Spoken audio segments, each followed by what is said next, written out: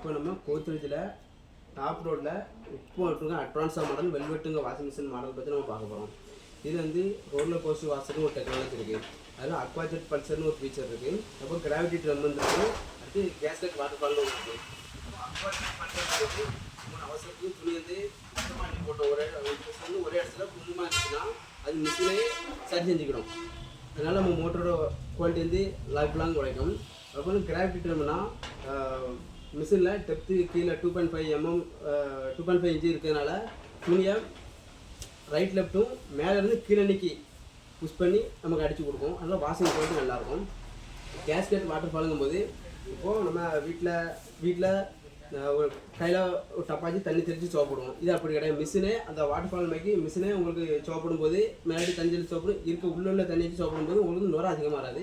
இதுமாதிரி washing quality நல்லாயிருக்கும். அடுத்து இதோட ப்ரோக்ராம் பார்க்க போகிறோம். ப்ரோக்ராம் பார்க்கும்போது ஆட்டோ மிக்ஸ் ஃபேப்ரிக்னா இப்போ நம்ம ரெகுலராக போடக்கூடிய துணி, அடுத்து யூனிஃபார்ம் அதுமாதிரி கிளாத்லாம் போட்டுக்கலாம். அப்போ ஒயிட்ஸ்னால் இப்போ சாயம் போகக்கூடிய கிளாத்தும் இருக்கும். அது வந்து ஒயிட் ஷர்ட்டை போட்டோம்னா அந்த சாயம் வந்து நம்ம லைட் கலர் வந்து நமக்கு பிடிக்கும். அதனால தான் white shirt light green, light white, light rose அந்த கிளாத் வந்து நம்ம தனியாக போட்டுக்கலாம். அந்த சாயம் வந்து அதில் ஒட்டாது. அடுத்து ரேபிட் தேட்னா ஒரு ஃபங்க்ஷன் போய்ட்டு வருவோம். அதுக்கும்போது சட்டையிலேருந்து அழுது வந்து கம்மியாக தான் இருக்கும். அதனால் அது வந்து நம்ம 30 மினிட்ஸை நமக்கு வந்து வாஷ் பண்ணி கொடுத்துருவோம். அடுத்து பல்கினா ஜீன்ஸ் பேண்ட்டு, பெட்ஷீட்டு, போர்வை அது மாதிரி துணி நம்ம தனியாக போட்டு நம்ம வாஷ் பண்ணிக்கலாம். அடுத்து டெலிகேட் அண்ட் பேபி கிளாத் நைஸாக உள்ள கிளாத்து, இப்போ சேரீ, பேபி கிளாத்து அதை மட்டும் நம்ம தனியாக நம்ம போட்டுக்கலாம்.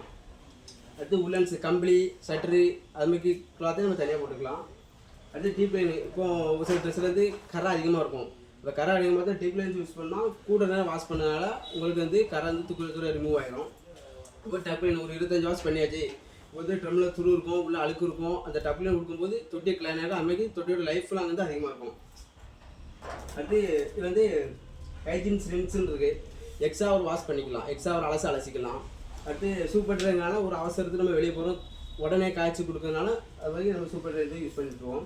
அதுமாதிரி இது வந்து மேஜிக் லைன் ஃபில்டர் இருக்குது. இப்போ மற்ற மிஷின்லேருந்து எல்லாமே கிளாத் வந்து அதிகமாக பண்ணியிருந்து நம்ம கிளாத் வந்து 2 கிளாத்து 3 கிளாத் தான் போடுவோம். அதனால மேஜிக் லைன் ஃபில்டர் இருக்கிறதுனால அந்த நூல் எதுவும் நம்ம கலெக்ட் பண்ணிக்கிறோம். இந்த டோர் வந்து ஹைட்ராலிக் டோரு நம்ம விட்டோம்னா ஸ்லோவாக தான் ஏறும். அதனால் டோரோட லைஃப் அதிகமாக இருக்கும். இப்போ வீட்டில் பெரிய ஆட்களும் பேபியாக இருக்கணும் டொப்புன்னு போட்டுருவாங்க. இது வந்து அந்த இது வராது. அதாவது டிட்டர்ஜென்ட் போட வந்து மற்ற மாதிரி இழுக்கணும். இது வீட்டில் பெரிய ஆட்கள்னாலும் நம்ம ஈஸியாக போட்டுக்கலாம். இந்த மாதிரி இதில் இருக்குது.